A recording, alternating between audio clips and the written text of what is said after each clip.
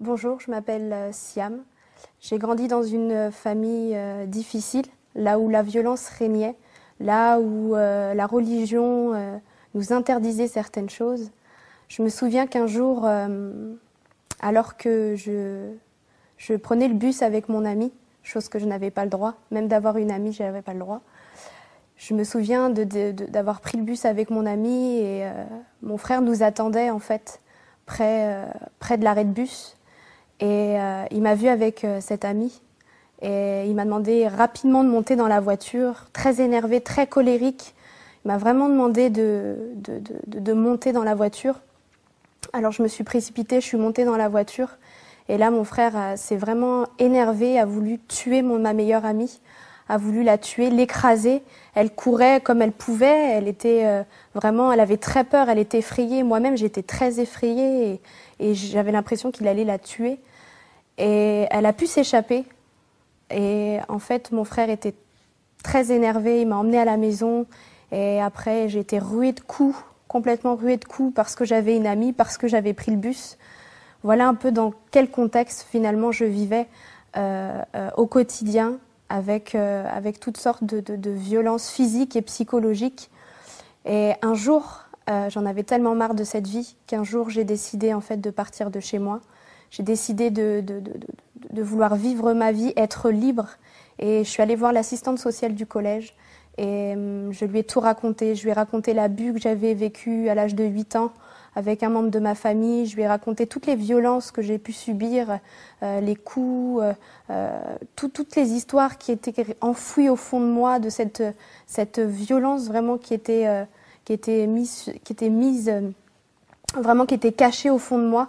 Je lui ai tout raconté et elle a décidé à ce moment-là d'en parler au procureur pour que je puisse être placée, en fait. Et donc cette assistante sociale m'a dit, Siam, si tu es considérée comme un cas d'extrême urgence, alors à ce moment-là, on te prendra directement de ta famille et tu partiras directement et tu ne reverras plus jamais tes parents. Et si tu n'es pas considérée comme un cas d'extrême urgence, il est possible que le procureur demande une enquête. Et j'étais très paniquée à l'idée de savoir ce qui allait se passer. Et ce fut la journée la plus longue de ma vie, la plus horrible de ma vie, parce que déjà d'une, je vivais dans la peur au quotidien, de savoir que je ne devais pas faire des choses, des choses étaient interdites. Et je vivais aussi dans cette sorte d'amour finalement impossible entre ma famille et moi. Je les aime toujours autant d'ailleurs, et je les ai toujours aimés.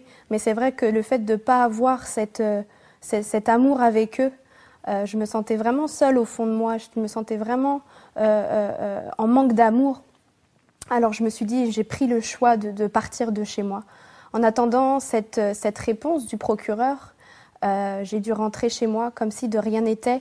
Je devais aller manger avec mes parents le midi. Et donc je mangeais, on a préparé à manger tous ensemble. Et ce qui m'a fait plus mal, c'est qu'en regardant ma petite sœur et mon père, c'est que je me suis dit que j'allais plus jamais les revoir, que c'était la dernière fois que je les voyais, et que même si je les aimais tout autant, qu'il fallait que vraiment je fasse ma vie et que j'aille vers cette liberté, que j'aille vers construire ma vie, que j'aille évoluer. Mais j'aimais tellement mes parents que j'ai quand même... Je me suis dit, je peux plus faire machine arrière, c'est fini, je peux plus. Maintenant que j'ai commencé, je dois aller jusqu'au bout. Alors j'ai regardé mes parents, j'ai regardé ma sœur, puis je me suis dit, je vous aime, mais je dois y aller, je dois partir. C'était au fin fond de mon cœur, c'était mon secret. Mon père me regardait et me disait, mais t'es sûr que ça va, Siam? T'es sûr qu'il n'y a pas quelque chose qui va pas? Je lui disais, non, tout va bien, papa, c'est juste que j'ai un examen à faire. Et puis j'essayais d'inventer toutes sortes de choses pour pas qu'il puisse sentir qu'il y ait quelque chose. Et après, il m'a ramenée à l'école, il s'est encore rassuré pour savoir si tout allait bien. Et je n'ai pas voulu le regarder, je lui ai dit, oui, oui, papa, tout va bien. Et là, j'ai regardé droit devant moi et je me suis dit, là, il faut que j'y aille jusqu'au bout. Et donc, je suis allée voir l'assistante sociale, elle me dit qu'elle n'a toujours pas de réponse. Et donc, j'attends toute la journée et l'assistante sociale me dit, si un surveillant qui vient te voir prend tes affaires et tu pars, ça veut dire que c'est le moment. Et toute la journée, il y avait des surveillants qui passaient, mais ce n'était pas le moment à chaque fois. Alors je vivais toute cette journée dans cette angoisse, dans cette attente finalement de se dire quand est-ce que je vais partir. Les heures défilaient, la fin des cours était... La sonnerie des cours, la sonnerie qui déterminait la fin des cours a sonné. Et je me suis précipitée voir l'assistante sociale en lui disant « Mais il est 16 heures, mon père va venir me chercher, comment on fait? Qu'est-ce que je lui dis? Qu'est-ce que je lui explique ?» Et elle me dit « J'ai toujours pas de réponse du procureur parce qu'il a considéré ton cas comme un cas d'extrême, pas un cas d'extrême urgence et il voudrait vraiment en fait qu'il y ait une enquête de police qui soit faite et que tu repartes chez tes parents. » Et moi, je lui dis « Mais non, c'est pas possible, je vais m'enfuir, je vais partir. Je peux pas rester, c'est pas possible, je vais me faire tuer, c'est pas possible de rester chez moi dans ces conditions. » Et elle m'a dit « Laisse-moi une deuxième chance, laisse-moi une deuxième chance. » Alors que c'était la fin des cours bientôt, elle m'a dit « Laisse-moi une deuxième chance. » Donc elle réessaye. Et donc finalement, elle obtient finalement ce cas d'extrême urgence et la brigade des mineurs était censée venir pour venir me chercher, mais bon, il y a un laps de temps pour. Et dans cette attente-là, il fallait retenir mon père qui arrivait pour venir me chercher. Il fallait rassurer mon père. Et donc la CPE, ce jour-là, a rencontré mon père en lui disant « Voilà, votre fille est en examen, vous inquiétez pas si elle reste beaucoup plus longtemps que prévu, je pense qu'elle sortira vers 17h. » Alors mon père était dans cette attente-là, mais il sentait qu'il y avait quelque chose qui n'allait pas, alors il est retourné à la maison. Et en attendant, nous, la brigade des mineurs de notre côté, mon père est revenu avec mes frères. Et mes frères sont venus avec des amis à eux. Et le collège où j'étais était implanté en plein cœur d'une cité. Et du coup, mon frère s'est senti comme un appel finalement de mon père qui lui disait « Je pense qu'il y a quelque chose qui ne va pas, peut-être qu'il faudrait que tu ramènes tes amis. » Et donc ils sont venus. Et donc on s'est caché avec l'assistante sociale sous un bureau en attendant la brigade des mineurs qui avait mis beaucoup de temps avant d'arriver. Et donc mes frères se sont énervés, ont tout cassé. Le proviseur a dû annoncer à mes parents que finalement j'avais été placée, que j'allais être retirée du foyer et qu'on allait me placer à la DAS. Et donc mon père s'est énervé, mes frères se sont énervés et moi sous le bureau dans une salle j'entendais tout ce qui se passait. J'entendais mes frères crier, j'entendais ma mère crier, j'entendais les professeurs qui essayaient de temporiser, j'entendais tout ce qui se passait et moi je me disais mais c'est de ma faute tout ça, c'est pas possible et en même temps il faut que je parte. Et l'assistante sociale vraiment essayait de me consoler comme elle pouvait, elle essayait de me rassurer. Et j'ai dû ensuite, par la suite, pour me protéger, donc il y a la prof de français qui arrive dans cette salle et elle a dû échanger des vêtements, des habits avec moi en me disant voilà, il faut que tu échanges des habits avec moi pour pas qu'on te reconnaisse dans la rue parce qu'il y a beaucoup de monde, parce que la police arrive et je ne sais pas combien de voitures ils étaient d'ailleurs ce jour-là, mais il y avait pas mal de voitures et il faut vraiment qu'on échange des habits pour qu'on puisse te faire sortir parce qu'il y a beaucoup trop de monde dehors. Alors j'échange quelques habits. Jamais un jour j'aurais cru changer des habits avec ma prof de français et je l'ai quand même fait. Et la prof de français était très tremblante et je l'entendais parler dire ils ont cassé des côtes à un professeur, ils ont cassé le nez à un autre professeur et moi j'étais terrorisée de ce qui allait m'arriver. Je me suis dit mais qu'est-ce qui se passe? Ça se trouve on va jamais pouvoir arrêter mes frères, ils vont quand même me retrouver, ils vont quand même vouloir me frapper et puis l'assistante sociale m'a dit non t'inquiète pas, on va te sortir de là. Et à partir de ce moment-là, on m'a sortie du collège, on m'a ramenée au commissariat, on a fait des dépositions. Et le soir, très très tard, je me suis retrouvée dans un foyer. Et là, je me sentais la plus seule au monde, la plus désespérée au monde. J'étais mal au fond de moi, j'avais cet amour qui me manquait de mon père et de ma mère. Mais pour moi, je n'avais pas le choix. J'étais face, comme je le disais, à cet amour qui était impossible pour moi. Un amour familial impossible, je ne sais même pas si ça existe. Si la preuve que ça existe, mais j'étais vraiment face à cette solitude qui était en face de moi et j'avais très peur de ce qui allait se passer de l'extérieur, du monde et je me suis dit, je vais quand même aller jusqu'au bout, je vais faire ma vie.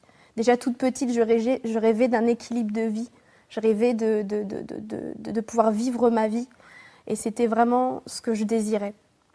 Au fur et à mesure des années, J'ai fait beaucoup de foyers, de familles d'accueil et un jour j'ai décidé de vouloir me suicider après avoir testé l'alcool, après avoir essayé de fumer du cannabis, après avoir vouloir séduire certains hommes parce que j'étais en manque d'amour au fond de moi. J'ai décidé de vouloir me tuer, j'ai décidé de me suicider et il y avait une route, une sorte d'autoroute qui était là en face de ce foyer et j'ai voulu m'adresser à Dieu et j'ai crié à Dieu vraiment de tout mon cœur et je lui ai dit, parce que j'avais quand même cet enseignement, cette base que Dieu m'avait donnée, que mes parents m'avaient donnée et j'ai vraiment crié à Dieu et j'ai dit, toi là-haut, si tu existes vraiment, fais quelque chose pour moi. Je ne sais pas s'il faut être musulmane, je ne sais pas s'il faut être chrétienne, mais si tu existes vraiment, fais quelque chose pour ma vie. Et je voulais vraiment une famille d'accueil qui puisse m'aimer, je voulais vraiment une famille d'accueil qui puisse me donner cet équilibre de vie, cet épanouissement dont j'avais besoin. Et je ne m'attendais pas, en fait, avoir une réponse si rapidement. Parce qu'en temps normal, pour pouvoir trouver une famille d'accueil en étant ado, à cet âge-là, j'avais 16 ans, et trouver une famille d'accueil, c'est très compliqué. Il nous faut à peu près 3 mois, tout en sachant qu'il y a plein d'autres dossiers qui sont derrière. Et moi, en 2 jours, c'était fait. En 2 jours, j'ai eu un coup de téléphone, en fait, d'une association qui disait qu'il y avait une place pour moi, alors qu'il y en avait plein d'autres derrière. Et moi, je me souvenais, au fond de moi, je me souvenais de ce que j'avais prié, de ce que j'avais dit à Dieu, de ce que j'avais crié à Dieu. Et le week-end qui a suivi, je me suis retrouvée, en fait, avec une famille d'accueil. Alors, ils sont venus me chercher. Le week-end qui a suivi, je suis montée dans la voiture.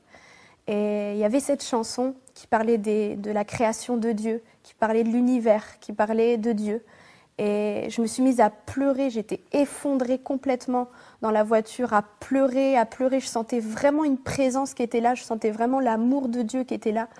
Et au fond de moi, je savais que Dieu m'avait répondu. Je savais que c'était lui qui m'avait trouvé une famille d'accueil et qu'en plus de cela, cette famille d'accueil était chrétienne.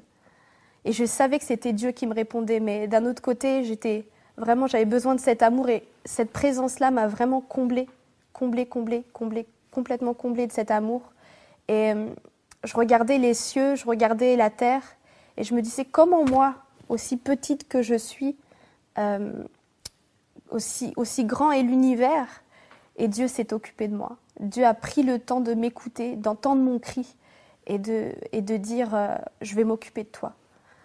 Après, les années ont suivi et Dieu m'a vraiment parlé. Dieu a vraiment touché mon cœur, a vraiment comblé mon cœur. L'amour d'un père et d'une mère, je peux dire aujourd'hui que Dieu est mon père. Je peux dire aujourd'hui que Dieu m'a changé, que Dieu m'a délivré. Je n'ai plus peur, je n'ai plus ces frayeurs que j'avais autrefois. Je vis librement. Au fur et à mesure des années, vraiment, Dieu m'a vraiment touchée. Mais ce qui m'a le plus touchée, vraiment, ce qui m'a vraiment beaucoup plus, cette expérience que j'ai faite dans ma chambre, où Dieu m'a vraiment parlé. Je me suis dit que j'allais réessayer de parler comme je l'avais fait pour ma famille d'accueil, pour avoir une famille d'accueil, et je l'ai fait. Et à un moment donné, je me suis trouvée folle. Je me suis dit, je parle à un mur, je parle à un Dieu qui parle, parce que pour moi, c'était impossible que Dieu puisse parler. Et j'ai réessayé, j'ai prié, j'ai commencé à vouloir dire, à vouloir parler. Et puis après, j'ai arrêté. J'avais demandé une Bible, en fait, à ma famille d'accueil pour essayer de connaître, essayer de comprendre ce qu'ils vivaient. Et c'est comme si qu'une petite voix au fond de moi me disait « Va dans le psaume 143 ». Et alors, je suis allée voir dans le psaume 143 et à ce moment-là, ce que j'avais dit, ce que je venais de dire, c'était le psaume 143. Et là, je me suis vraiment effondrée dans ma chambre. J'ai vraiment été touchée par l'amour de Dieu. Et ensuite, par la suite, j'ai décidé de donner mon cœur à Jésus. Je savais que Dieu me parlait, je savais que Dieu avait quelque chose pour ma vie. Et j'ai décidé de rentrer pleinement dans les projets qu'il a formés sur ma vie. Et depuis, je suis libérée de tout fardeau, de toute frayeur. Je suis libre en Jésus. Et je peux dire aujourd'hui, merci Seigneur, merci de ce qu'il est venu vraiment transformer ma vie, me combler de cet amour d'un père et d'une mère. Je n'ai jamais manqué de l'amour d'un père et d'une mère. Dieu l'a toujours comblé. Dans les moments les plus difficiles, Dieu était là. Et vraiment, je décide aujourd'hui de rentrer pleinement dans les projets qu'il a formés sur ma vie, car lui seul connaît les projets qu'il a formés sur nous, projets de paix et non de malheur, afin de nous donner un avenir et de l'espérance.